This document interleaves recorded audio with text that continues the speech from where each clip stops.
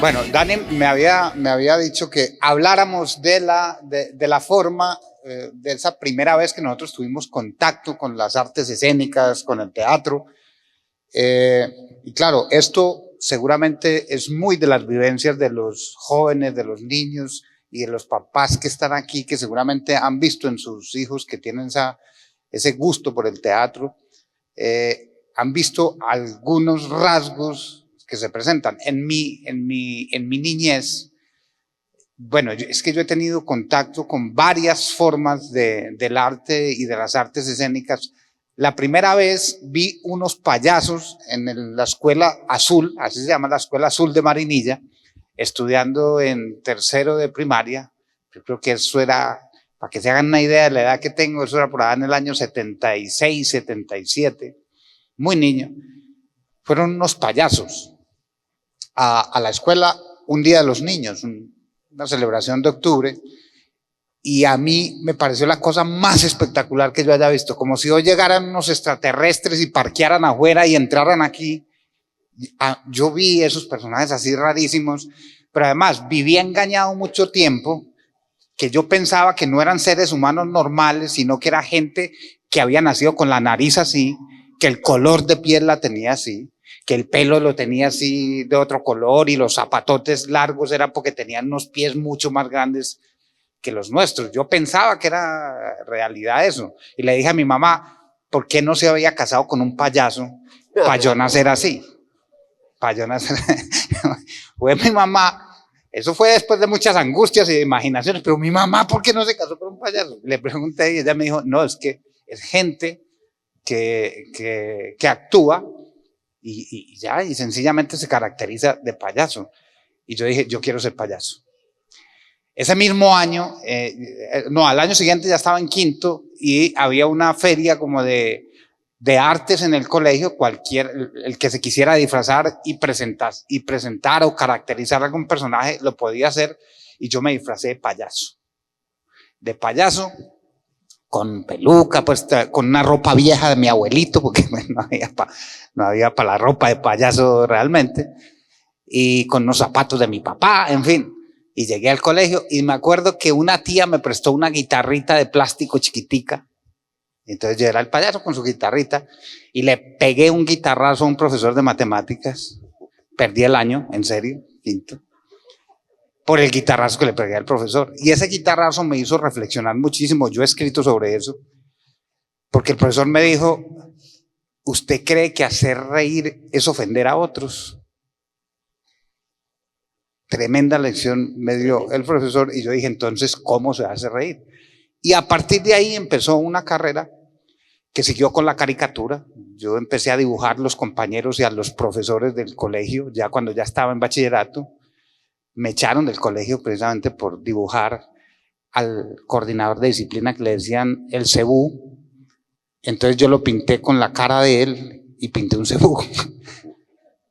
Y bueno, desde eso vine a vivir a Medellín, a Aranjuez, en el Alzate Aventaño. Tus historias de esos inicios. Marinilla, ahora que dice Marinilla, Marinilla tiene el festival de teatro infantil más antiguo de Colombia. Festival de Teatro Mariní. Sí, y allá está esta señora que fue la que impulsó toda la cultura de Marinilla, doña Berenice. Doña Berenice, la maestra Berenice. Sí, ha habido en los pueblos una cosa de cultura, unos brotes, unos embriones muy interesantes que siempre como que los aplastan. No nos vamos a quejar, pero no los desarrollan. Hay un potencial, pero igual ocurre pues con el ser humano, ¿no? Porque no decimos en este país, a mí no me gusta utilizar la frase en este país, que es difícil, en este país, no. El teatro, la pintura, el humor, la fotografía, el cine, son difíciles, es arte. Y hacer arte es muy difícil, ¿cierto? Porque es creación, y creación es simplemente poner algo en un lugar donde no había nada. Entonces, los personajes que nosotros leemos, esto lo cuento porque es una anécdota muy interesante, es que hay un novelista francés que se llama André Malraux, a él lo nombraron ministro de Cultura, y hace muchos años, en el momento en que a él lo nombran ministro de Cultura en Francia, le preguntan, señor, monsieur, ¿cuál es su propósito como ministro de Cultura? Dijo, mi propósito es ampliarle el museo imaginario a los franceses. Bueno, explíquenos qué es eso del museo imaginario. Entonces André Malraux explica que es el museo imaginario, habla que todo aquello cuanto leemos, vemos, todo lo que observamos y oímos ingresa a una especie de galería que es nuestro museo interno. Piensen ustedes que los museos no están afuera. Uno piensa que los museos están afuera, pero mi museo, mi cabeza es un museo por donde desfilan personajes. Entonces, claro, en nuestras cabezas están los personajes que los artistas nos han regalado. Está Úrsula Iguarán, está Aureliano Buendía, está el personaje Pinocho, está Blancanieves, estás tú con tu humor, Tole y Maruja, Jesús el Paspi. Esa es la galería, lo que uno maneja, y uno trata de que esa galería tenga cada vez salones mucho más amplios, y ese es el afán que uno mantiene como de leer, de que esa galería sea inmensa, profunda, que tenga muchos miles de kilómetros de ancho, por tanto de largo, para uno poder divertirse, porque recuerden como una frase de Feliberto Hernández que es muy bella, entonces mi cabeza era un gran salón donde mis pensamientos hacían gimnasia. Qué bonito. ¿Y dónde juegan? ¿Dónde juegan? ¿Dónde juegan? La lúdica, sí. Pues esto de hacer arte siempre es una cosa que uno se plantea a veces como un juego, inicia como un juego identitario. Uno se identifica con una manera de expresarse. Así fue que yo me metí en la caricatura, y luego, cuando me echaron del colegio y que llegué a otro colegio en Medellín, que era muy reconocido por el tema de la trova, yo había hecho en Marinilla unos pinitos en la trova, donde era un pueblo que no, digamos que no había una tradición troveril como la tiene ahora. En aquella época oíamos de vez en cuando un festival de la trova a través de la radio, pero un profesor, todo se reduce a los profesores y a los padres. Miren, lo que nuestras historias se reducen ahí es el germen, profesores y padres. Un profesor en esa escuela de quinto dijo, necesito a alguien que represente a este salón de quinto en el Festival de la Trova. Yo no trovaba, pero hacía caricaturas. Dijo, usted debe tener alguna idea, porque el artista sale por cualquier lado. Si usted hace caricaturas, debe trovar. Yo no sabía trovar, no tenía ni idea. Yo dije, este tipo me está castigando a mí porque hago caricaturas. Pero efectivamente me aprendí unas trovas hechas por el papá de un compañero, que se las daba de poeta, y yo subía a un escenario con las trovas aprendidas. Pero ahí apareció Saulo, mi compañero, después en los Marinillos, improvisando. Y yo decía, pero este tipo, ¿cuándo se le van a acabar las trovas? ¿O cuándo se le van a olvidar las que trajo preparadas? No, él hacía y hacía y hacía, y le trovaba a los profesores y le trovaba a los compañeros. Y yo decía, pero pues esta vaina es mágica, esta vaina es brujería, decía yo. ¿Qué es esto? Entonces, cuando él terminó la presentación y ganó ese concurso, yo le pregunté, y me dijo, no, eso es improvisado. Yo, improvisado, eso no, yo no creo que sea manera de un ser humano ser capaz de construir una cosa tan rápidamente. Y me enseñó las claves están en la musicalidad de cada uno de los versos tienen esta forma de rimar, el segundo con el cuarto, octasílabos, y yo dije, yo quiero hacerme amigo de este man. Claro, fue mi taller. Y entramos, por fortuna, al mismo colegio y nos tocó en el mismo salón, juntos, y entonces nos pasábamos papelitos entre clase y clase con trovas. Por supuesto me salían horrorosas, pero estar al lado de él y estar al lado de otros que conocí después que también tenían la misma inquietud, eso empezó como una goma y terminamos después en Medellín, en medios de comunicación, ganando festivales de la trova y desde ahí lanzándonos a hacer otra cosa como el teatro y como comedia. Sí, yo muy conocido y muy talentosos en esa época. Yo le veía un personaje muy gracioso que llamaba Gonor Sofio, con un agravante de que hoy vine y yo lo iba a saludar como Gonor Sofio, y él me saludó a mí y me dice que hubo Gonor Sofia. pero si es él. Hay una coincidencia muy grande cuando él habla de que lo expulsaron del colegio, porque a mí no me expulsaron, a mí no me echa nadie, ¿cierto? Yo me voy solo. Pero al momento en que yo tenía grupos de teatro y estaba en cuarto de bachillerato y tenía un grupo de teatro en el colegio de la presentación de las monjas, que me han llamado que les dirigiera un grupito de las chicas. Obviamente esto no era ningún contrato laboral, sino que era por la linda cara, por diversión, por juego, por goma. Tenía otro en el colegio La Salle, en Envigado, que ya estudiaba yo, con los reverendos hermanos. Ya, vos sos clérigo prácticamente. Sí, yo soy un jesuita suelto. Bueno. Y otro grupito que era independiente. Y un día yo empecé a notar de que el estudio me estaba perjudicando el teatro, entonces abandoné el estudio de cuarto de bachillerato, ¿cierto? Cosa de lo cual no les aconsejo, pero de la cual yo no me he arrepentido. Mira, ahora que habla Cristóbal de eso, porque claro, muchas familias se preocupan. Lo primero que dicen, y en estos días oyendo una entrevista de Andrés Parra, que quería ser actor, y en algún momento cuando le tocó decidir a qué se iba a dedicar en la vida, él dijo, yo voy a estudiar aviación, quiero ser piloto. Y el papá lo sentó y le dijo, pero venga, es la primera vez que yo oigo en la vida que usted quiere ser piloto. ¿Usted por qué dice que quiere ser piloto? No, porque sí, yo quiero pasar la vida manejando aviones y yendo de un lado a otro y tal. Le digo, pero no, esa no es su pasión, hombre. Usted tiene su cuarto lleno de actores, lleno de obras de teatro, afiches, carteles de obras de teatro y cosas de esas. Usted lo que quiere es ser actor, pero le da miedo ser actor.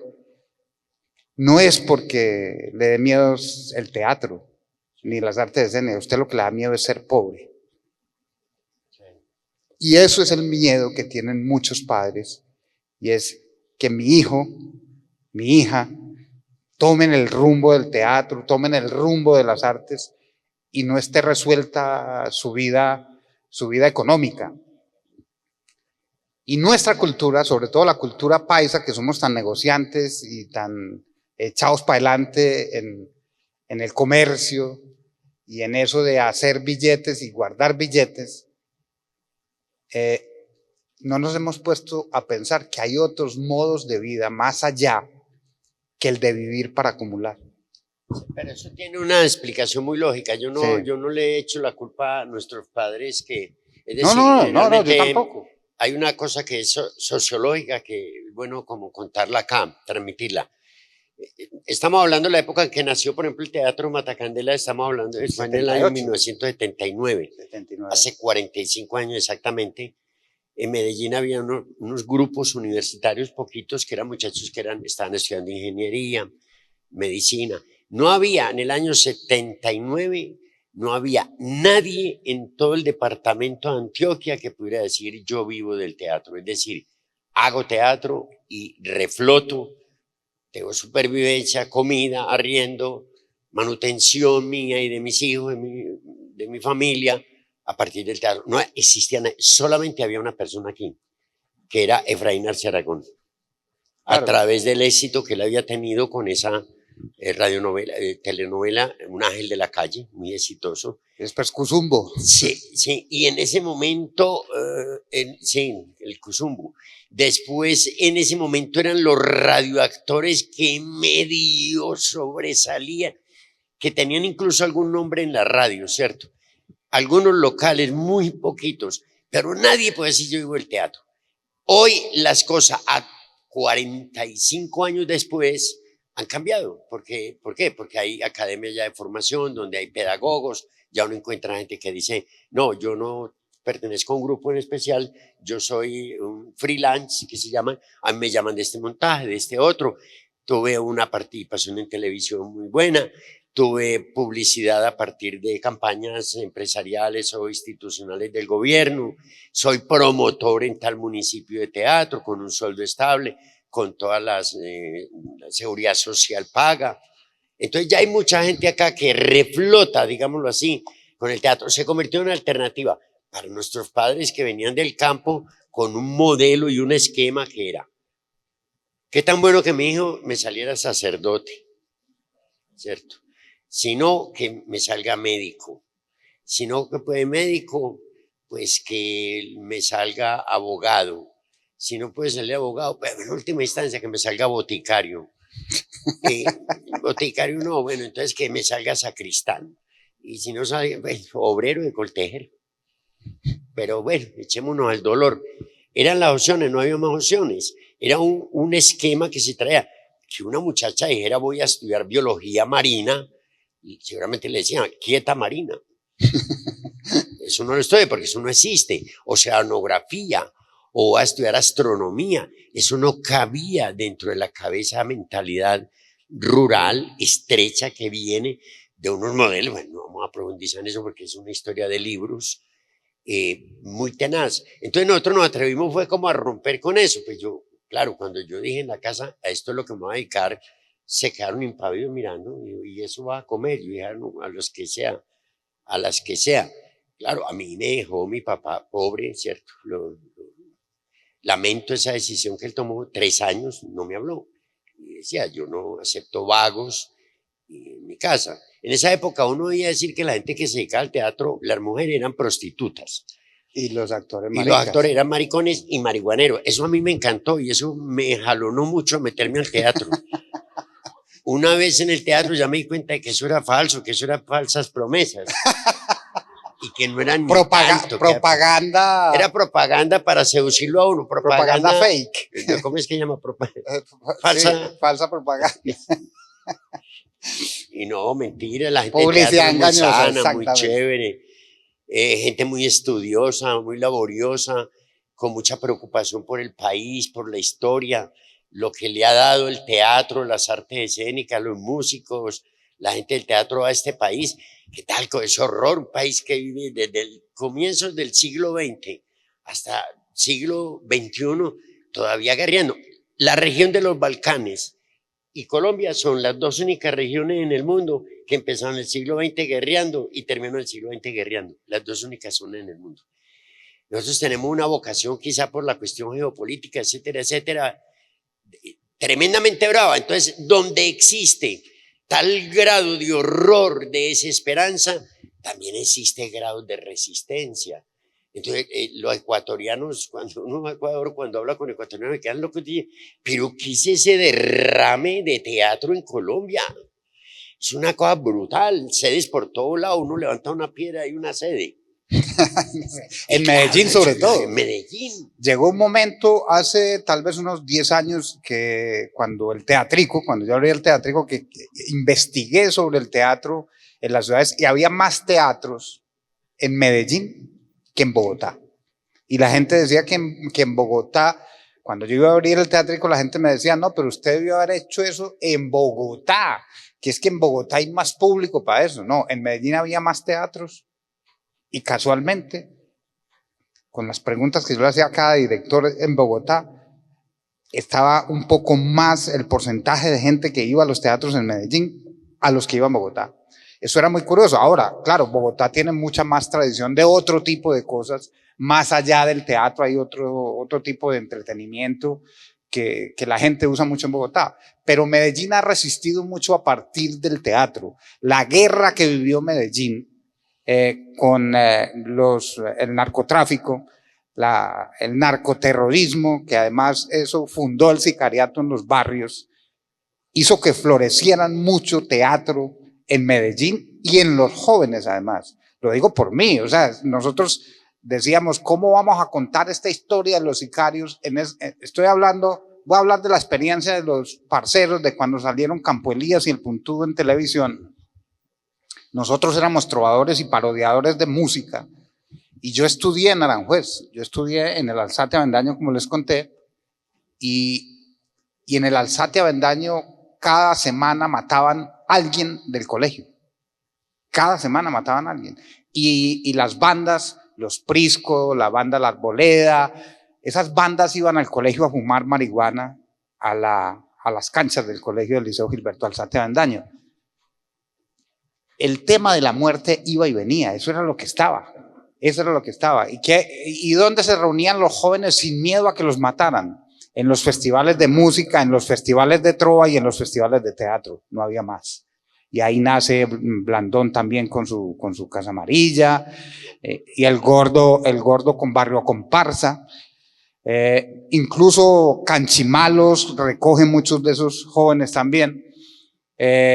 Bueno, una cantidad de proyectos que nacen de esa violencia precisamente que teníamos en Medellín. ¿Y cómo nacen los parceros? Queríamos contar lo que estaba pasando en el barrio y lo que estaba pasando en la ciudad. Pasaba una cosa muy extraña y fue cuando nos pusieron a nosotros en un toque de queda obligado.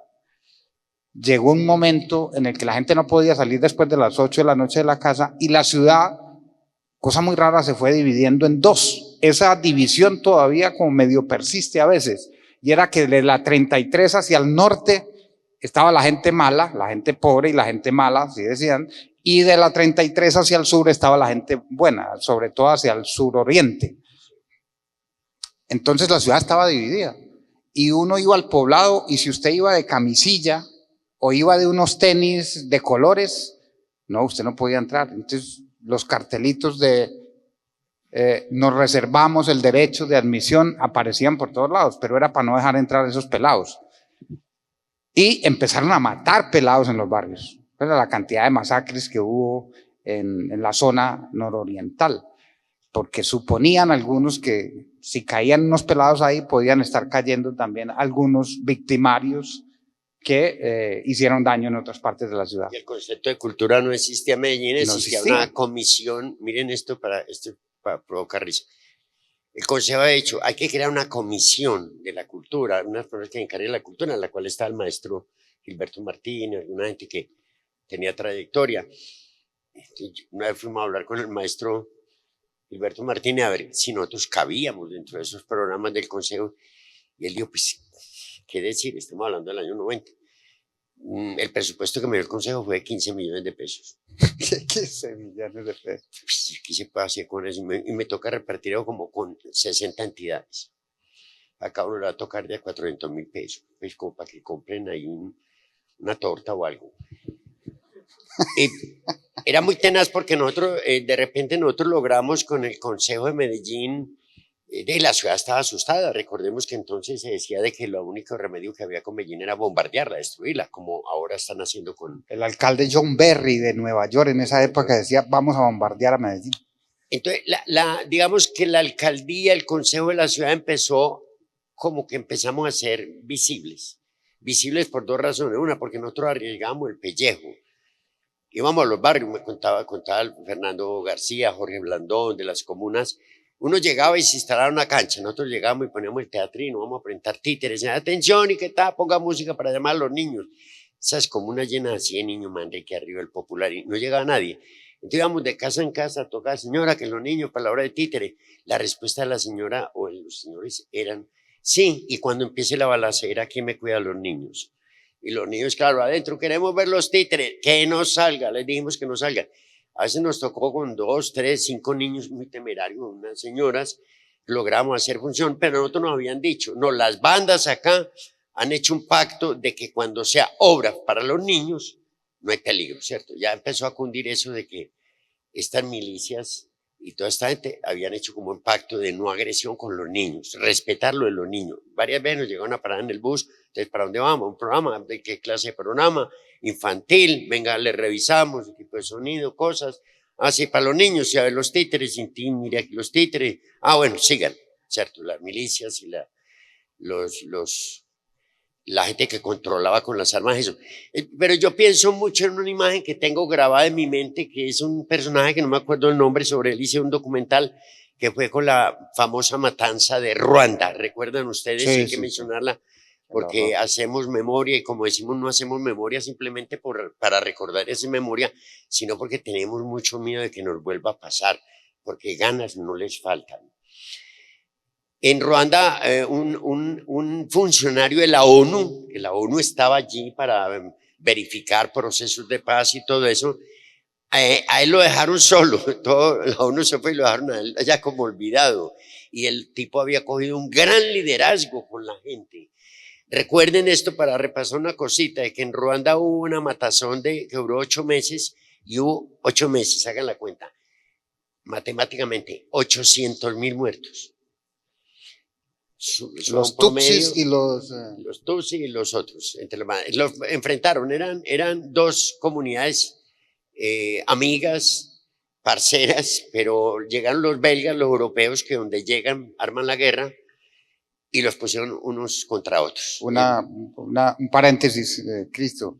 Si ustedes ven en el mapa, en sus teléfonos o en sus libros, el mapa de África tiene líneas rectas. Fue porque los europeos se dividieron a África y muchas familias quedaron, familias enemigas en un mismo territorio, y familias que eran una sola quedaron divididas en dos países distintos. Entonces, claro, la convivencia se hizo. Y ni que eran países, sino que eran las fincas de ellos. El Congo era la finca del rey Leopoldo II, que de cuenta de él, 15 millones de muertos, de asesinados en el Congo. 15 millones. Para una que de repente me cae mal ese fulano y trabaja muy poquito, corte las manos a ese negro para que muera de hambre. ¿Qué ocurría? El país con mayor récord de amputados, de muchos, digámoslo así. Entonces ocurrió de que un día dieron la orden, ¿cierto? Radio Ruanda era la que daba la señal para que una comunidad matara a la otra. En esos días se había llegado un cargamento de 700.000, 800.000, 1.000.000 de machetes en camiones. Machete, que eso es otra. Y la orden era: hay que combatir la plaga, hay que matar a las cucarachas. Esa era la orden que daba Radio Ruanda, y cuando ellos dijeran eso, empezaba la matazón. Entonces empezó la matazón. Diario, mire el promedio, 8 meses, 800.000 personas, casi 1.000.000 de personas. A machetazos. Pero había familias que estaban como un poquito más pudientes, más acomodadas, y les exigía que si no querían morir a machetazos, pagaran para asesinarlos a tiros. Entonces iban de casa en casa, entonces decían: bueno, machetazo o pagan. No, nosotros tenemos con qué pagar. Bueno, entonces pueden morir a tiros. Mire, son unos privilegiados, la oportunidad de, ¿cierto? Más estéticamente y más rápido. Más equitativo, igualdad de oportunidades. Bueno. Horror. Hay dentro de eso un señor, no recuerdo el nombre, que de la ONU, que contaba que lo dejaron abandonado allá, y el tipo llamaba: ¿qué hubo? Ayúdenme, pero me van a dejar solo, coño, aquí. No, señor, ya, lo dejaron solo, sin agua. Entonces él relata una noche, es un documental muy hermoso, porque a él le dijeron: no, piérdase de allá, que está matando a todo el mundo. El tipo dijo: yo no puedo dejar a estos niños, yo no puedo, ya no es la ONU, ya soy yo como padre de familia. No, yo no puedo. Le dijo a mi mujer: no, pues despídase y hágame funeral allá en Inglaterra, porque ya me estoy muerto, pero yo a los niños no me los dejo solo, y a la gente acá tengo que ir a buscar agua, comida. Una noche llegaron allá, él estaba con la comunidad, y llegaron y dijeron: esta es la anécdota hermosa, que es lo que ha representado también el arte en Medellín y en Colombia. Parte de eso. A él le dicen: urgente, tocan y dice: piérdanse, señor, pierda, que ya vienen con los machetes en el camino, y dijeron que venían para acá. Y entonces la gente empezó a llorar, y el tipo dijo: calmaos todos, ya, nos fuimos, ya, esto no hay quien lo remedie, es la situación, yo no tengo cómo defenderme, yo no tengo armas, esto. Hagamos una cosa, prendamos el tocadisco y pongámonos a bailar. Y prendieron el tocadisco y todos bailando. Pasaron los otros con los machetes. Yo no sé qué pasó. Dicen que eso es un misterio. Vieron a esa gente allá bailando, miraron y siguieron de largo. Y el tipo dice: yo estoy vivo, yo todavía me toco, ¿cierto? Entonces, pero eso es como una pequeña metáfora sencilla de lo que significó en esos años el arte en Medellín, ¿cierto? Muy duro. En la época del toque de queda que mencionabas, nosotros tenemos que hacer funciones a las 5 de la tarde. Para que la gente fuera. Y de un promedio de 100 espectadores que iban la noche, empezaron a ir 5 o 6.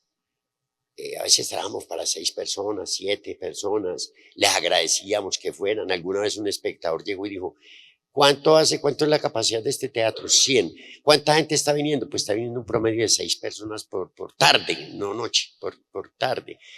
El tipo llegó y dijo: pues hágame la cuenta de cuántas sillas son y cuánto vale la boleta, y yo pago el aforo completo, ¿cierto? Para ayudarles. Era una cosa de resistencia también y de creer. Alguien me decía: usted era muy valiente. Y decía: no, valiente no, nosotros tenemos los huevos aquí. Lo que pasa es que, ¿qué más hacíamos? No nos podíamos ir, había que trabajar, había que encarar la cosa y estar dispuesto a lo que fuera. Exactamente. Entonces, voy a acabarle el cuento, para no dejarlo empezado, el cuento de cómo salen los parceros. Entonces, nosotros vemos esa ciudad dividida y vemos cómo estigmatiza la gente el lenguaje de los pelados de barrio. Los dichos de los pelados de los barrios populares se convierten algo así en un sello de identidad. Y el que decía, entonces qué parcero, el que decía así, ya uno sabía que vivía de la 33 para allá. El otro vivía en el Poblado o en otra zona donde no estaba esa problemática. Y eso era así, o sea, eso era el común, los días pasaban en Medellín así. Y alguna vez yo dije, estoy cansado de hacer trovas y de hacer parodias únicamente, no solamente eso me expresa a mí, quiero hacer unos personajes que hablen de esa situación. Y entonces salen, Campo Elías el Puntudo, grabamos 2 capítulos de muestra, pusieron un capítulo en Teleantioquia y la gente se horrorizó. Y los de la programadora, que eran Teleproducciones, se horrorizaron y nos echaron. Que cómo se les ocurre hacer apología al sicariato en televisión. Y lo que nosotros estábamos haciendo era relatando la vida, ese gueto en el que convertimos nosotros y dejamos convertir a los barrios populares en Medellín. Lo dejamos convertir en guetos. Es decir, esos pelados no podían salir por aquí porque ya de la 33 para allá los veían raro. ¿Este man de dónde es o qué? ¿O este man a quién va a matar o a quién le va a robar? Completamente estigmatizados. Y nosotros salimos y hicimos eso, nos echaron en el primer programa, salió el programa al aire, nos echaron. Y una vez en Barranquilla nos encontramos con Carlos Mario Londoño, director hoy del Grupo Suramérica, que era el gerente de Teleantioquia en esa época. Dijo, me llegaron una cantidad de cartas a Teleantioquia, cajas completas de cartas, criticando esa vaina. Que cómo es que Teleantioquia deja salir 2 sicarios en televisión. Y el tipo dijo, no, yo tengo que ver eso. Le pidió a Teleproducciones, hombre, ¿por qué no me muestran un capítulo de esos? A ver, yo veo. Y Carlos Mario dijo, de eso es que hay que hablar en este momento en la ciudad. Lo que están haciendo estos pelados es hablar de lo que hay que hablar en ese momento. Y llamó a Teleproducciones y les dije, si no lo hacen ustedes, lo hago yo. O los vuelven a recibir o los recibo yo en un programa de Teleantioquia. Y Teleproducciones accedió porque ya, pues con la aprobación del gerente, ya no les daba miedo. Entonces lo que nosotros hicimos con el lenguaje con el que saludo yo a Cristo, con gonorsofia, era hacer una combinación de las palabras que se usaban en la calle. En la calle decían los pelados, gonorrea, pero nosotros no podíamos salir a decir gonorrea en Teleantioquia, ¿cierto? Entonces, o pellerrea, era una combinación de pelle con gonorrea, gonorsofia de gonorrea con gorsofia, y así empezamos a construir un lenguaje con esas palabras que se usaban en los barrios. La gente sabía qué quería decir eso. O sea, que me recibiste con metáforas. Yo te recibí con metáforas, gonorsofia. Pero eso es el arte. El arte es contar a través de los personajes que construimos, a través de las canciones que hacemos, a través de lo que improvisamos, es contar, o de lo que escribimos o dibujamos, es contar lo que nos está ocurriendo, contar cosas que no hacen cómodo a todo el mundo. O sea, la comodidad es taparse los ojos y no contar nada. De hecho, cosas que se han contado hace muchos años, hoy en día nos dicen que son mentiras. Pues García Márquez con la masacre de las bananeras, y hoy en día nos dicen que eso es relato. No, eso no es relato, eso es historia de este país. La masacre de las bananeras no fue inventada. No, fue el arte el que lo tuvo que contar porque otros no se decidieron a contarlo. El arte es fundamentalmente una herramienta para hacer memoria, para construir memoria. Es que no, sí. Perdóname, Germán, en un país, de eso hemos hablado, donde el arte debería ser como lo que llaman la estética pura, en un país de tanta urgencia de vida, tanta necesidad de vivir, de defender el principio vital que es la existencia, el derecho a existir, donde ese derecho es tan transgredido constantemente y de la manera más impune. Entonces, ¿el arte qué es?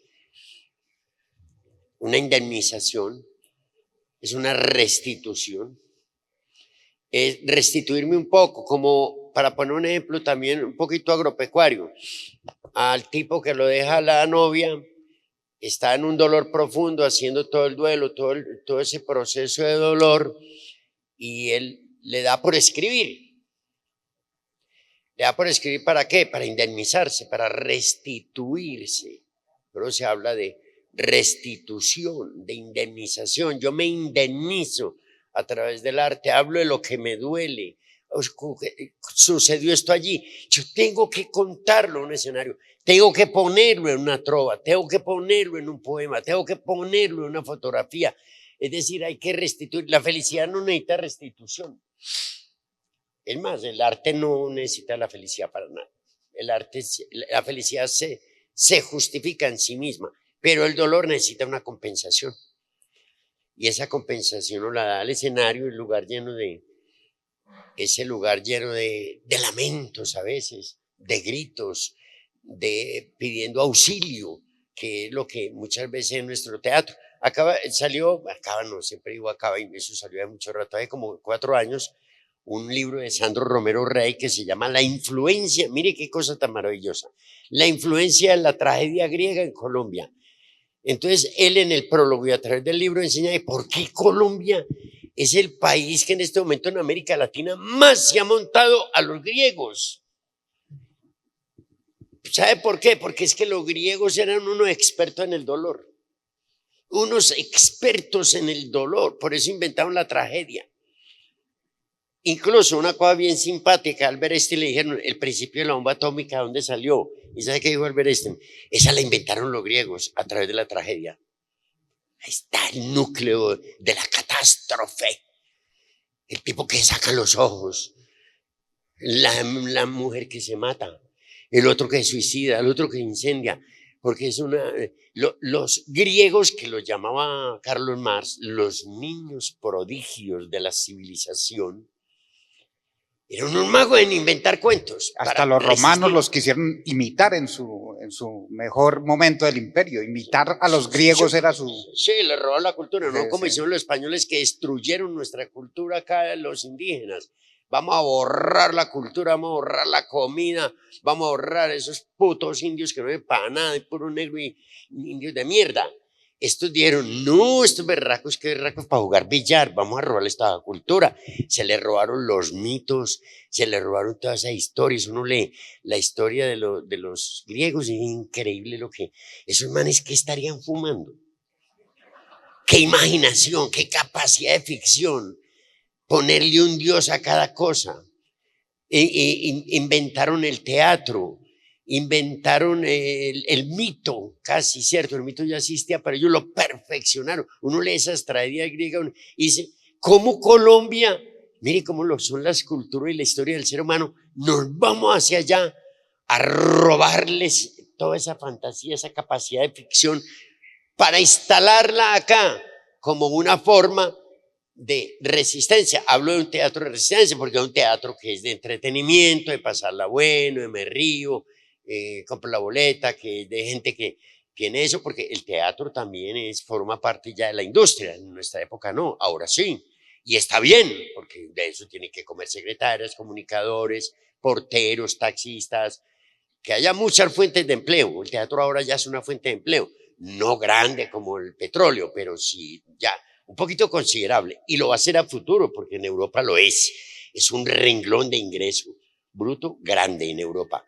Aquí un día lo va a hacer, no hay que preguntar, ay, que es detestable el arte como industria. No, lo dicen los puritanos. Eso ya viene encima. El arte y la cultura también es industria, es una fuente de economía, de sobrevivencia. Pero también tiene una cosa maravillosa, que es una fuente de reflexión. Siempre, es que, mire, la sociedad, nosotros los seres humanos, seguramente muchos no estarán de acuerdo conmigo, pero la historia lo dice, no estamos cómodos en nada. El dolor hace parte del ser humano y cuando hay comodidad, el ser humano se inventa cómo desacomodarse. Sucedió en Europa con la Primera Guerra Mundial. La sociedad europea estaba viviendo en su mejor momento, ricos, estudiados, cómodos. Se inventaron la Primera Guerra Mundial. Después sale la Segunda Guerra Mundial como secuela de esa Primera Guerra Mundial, pero también aparece en el pensamiento, aparece con Proust, aparece con Freud, aparece el yo. Y aparece el Dada, y el surrealismo, exactamente. El expresionismo. Pero, ¿qué ibas a decir, Cristo, de esto? El ser humano se incomoda siempre está en el dolor.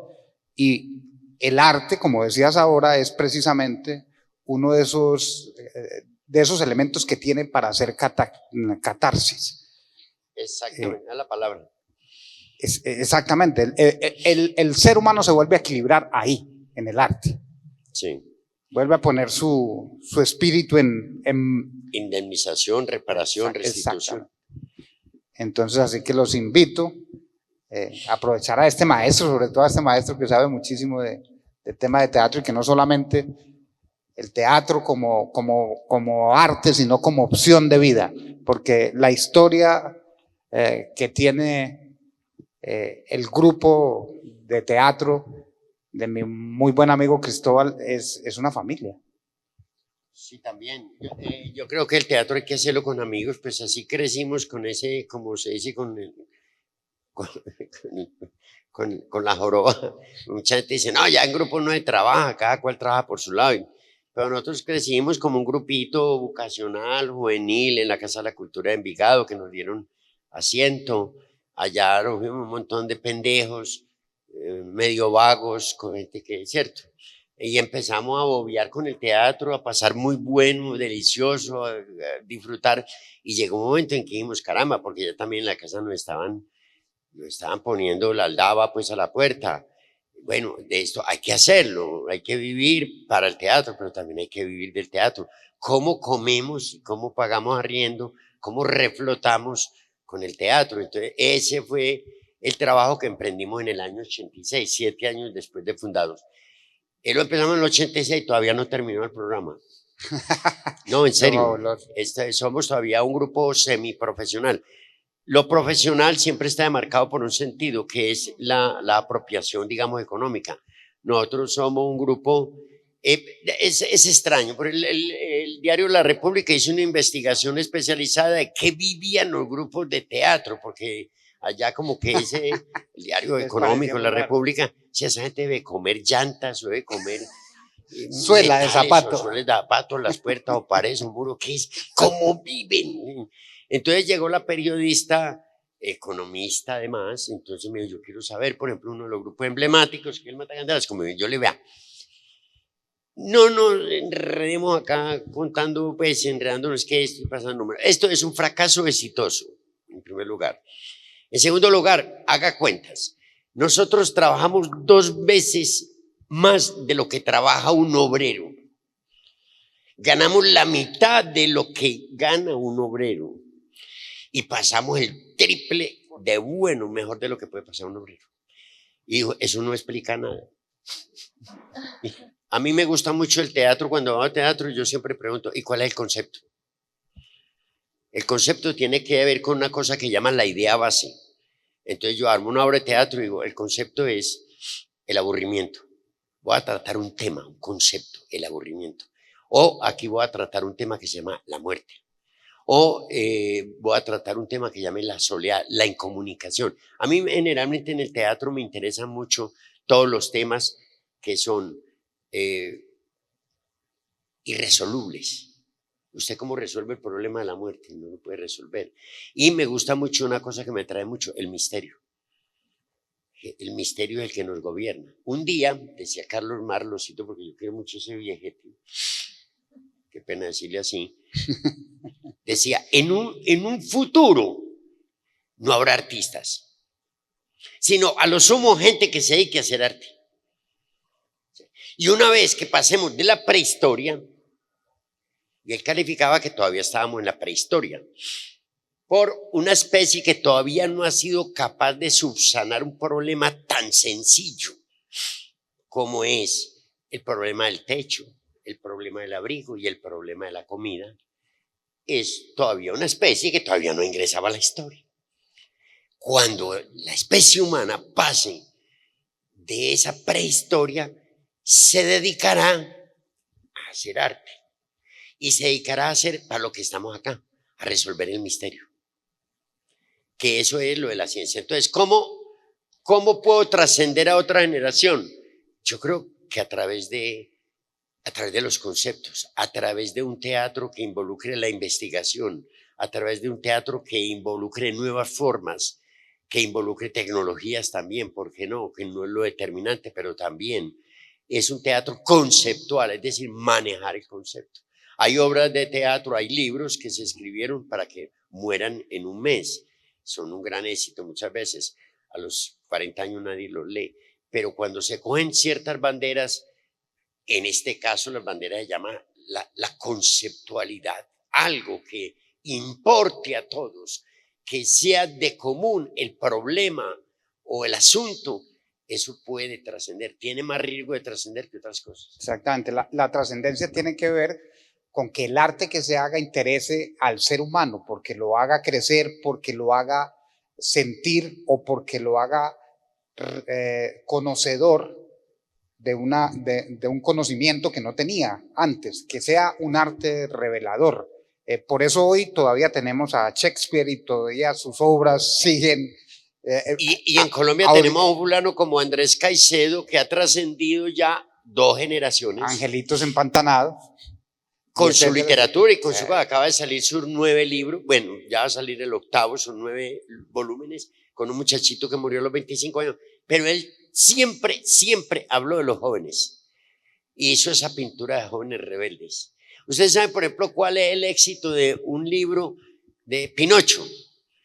Es que Pinocho es la imagen del muchacho que está llegando a la pubertad, el niño que ya va como una crisálida y es rebelde, mentiroso, desorganizado, y eso era un grito de rebeldía contra la sociedad de la época, porque Pinocho representa esa etapa tan tenaz y se suele decir que realmente el niño antes de Pinocho no existía, era simplemente una larva de adulto.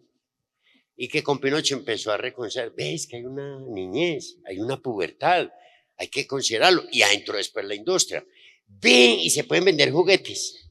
Bueno, quiero agradecer a todos ustedes por estar aquí, por escuchar esta charla, por hacer arte, por ser papás y ser mamás consentidores de un montón de talento que hay en sus hijos, y a estos hijos por pensar que el arte es una opción para vivir otra vida, una vida. Es que, entre otras cosas, uno hace arte porque es otra forma de vivir la vida, es otra manera de vivirla tan especial que uno casi siempre la hace en un escenario, porque no puede andar por la calle haciéndola. Sí, es para no morir de realidad. Exactamente. Así que muchas gracias a usted, muchas gracias, Cristóbal, por permitirme esta charla contigo. Hasta luego, Gonor Sofía. Festival de las Artes Te Creo.